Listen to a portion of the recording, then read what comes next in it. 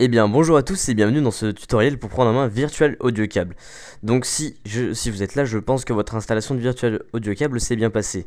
Donc tout d'abord, qu'est-ce que Virtual Audio Cable? Virtual Audio Cable, c'est un substitut du stéréo mix. En gros, si vous voulez animer à plusieurs mais que votre stéréo mix ne marche pas ou vous n'avez carrément pas de stéréo mix, Virtual Audio Cable, c'est en gros la solution annexe, voilà, qui fera que vous pourrez animer avec une qualité, une bonne qualité avec vos amis. Donc si vous êtes là, oui, comme je l'ai dit, c'est que votre installation s'est bien passée. Tout de suite, on va aller dans votre poste de travail. Vous allez dans votre disque local, vous allez dans vos programmes et vous allez chercher le dossier Virtual Audio Cable. Donc voilà, vous l'ouvrez et vous arrivez avec tous ces fichiers là. Vous allez exécuter ce fichier là en mode administrateur et vous allez arriver dans cette interface là. Donc le seul changement à faire, c'est celui-là. Vous voyez que vous avez deux câbles. Vous avez un câble, il va vous en falloir deux. Donc vous mettez deux et vous cliquez sur 7. Vous voyez qu'il y a deux lignes là. Et c'est parfait, ça marche bien. Donc vous faites Exit. Et vous allez voir que si vous allez dans vos périphériques de lecture, il y aura deux lignes de créer. Donc vous pouvez les activer si c'est déjà fait. Vous ne les activerez pas bien sûr. Voilà, donc moi je les active. Il y a une seule modification ensuite à faire sur ces lines. Vous allez dans la line 2, vous allez faire propriété, niveau, écouter, et vous allez regarder si ça c'est coché. Il faut bien cocher le écouter ce périphérique et faire OK. Donc voilà, donc là c'est à peu près tout ce que vous aurez à faire c'est le plus compliqué on va dire. Ensuite vous ouvrirez un audio repeater, pas l'audio repeater qui est parce que on ne s'en servira pas, en tout cas pour ce tutoriel là. Vous ouvrez un premier exemplaire de l'audio repeater. Vous allez faire votre micro vers la line 1. Vous allez faire Start.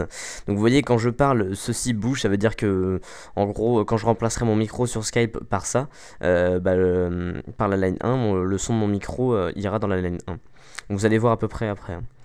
Ensuite, vous le rabaissez. Vous voyez qu'il apparaît là. Hop, vous en ouvrez un deuxième et vous allez faire line 2. Vers line 1, voilà. Ensuite, là, vous voyez que rien ne se passe, c'est normal. Donc c'est bon, voilà, vous avez presque fini. Il vous reste à aller dans votre Sam Broadcaster. Donc c'est très simple, votre Sam Broadcaster, faut que je trouve le mien, il est là. Hop, je vais lancer mon Sam Broadcaster. Hop, il doit être en bas. Voilà. Donc, une fois dans votre Sam Broadcaster, vous allez dans Config. Et vous allez, au lieu de mettre votre micro normal dans celui-ci, vous allez mettre la line 1. Donc, hop, si on écoute, vous voyez bien que moi, quand je parle, je m'entends en fait. Voilà. Donc, vous voyez bien que votre micro marche encore. Mais, plus surprenant en fait, quand vous allez, par exemple, démarrer une musique sous Audacity, on va aussi l'entendre dans votre Sam Broadcaster, regardez. Il suffit de remplacer hop, ce petit haut-parleur là par la line 2. Voilà, donc je vais mettre une musique, je vais choper une musique, Tayo Cruz and Gober. Vous allez voir. Et si je la lance,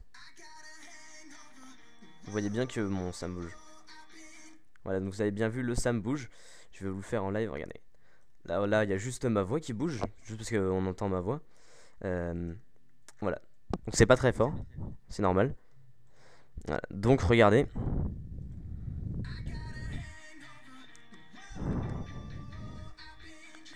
Voilà, donc par contre, pour que les musiques que vous passiez dans Audacity, on les entende dans Sam, il faut bien remplacer ce petit haut-parleur par line 2.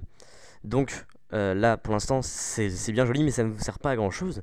Ce qu'il va falloir faire, c'est aller dans Skype. Allez, hop, je ouvre mon Skype, voilà. Aller dans Options, Paramètres audio, et remplacer votre micro, je le remets normal d'ailleurs.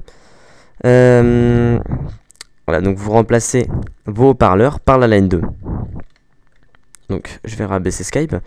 Et vous allez voir que s'il y a un son dans Skype qui va arriver dans la line 2, il va aussi arriver dans Sam. Voilà, regardez, donc regardez, je ne parle plus. Et je vais faire un son d'appel. Vous voyez bien que le Sam bouge. Regardez, on refait.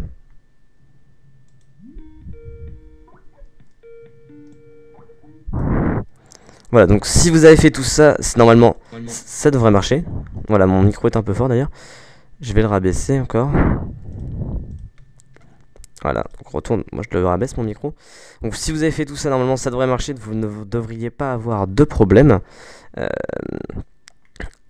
Hop, voilà. Donc quand vous serez en appel, faudra surtout pas oublier de mettre votre micro normal sur Skype, de mettre en haut-parleur la line 2. Si vous n'entendez rien quand vous mettez en haut-parleur la line 2, c'est parce que vous n'avez pas mis dans les périphériques d'enregistrement line 2, écoutez ce périphérique, hein, c'est normal.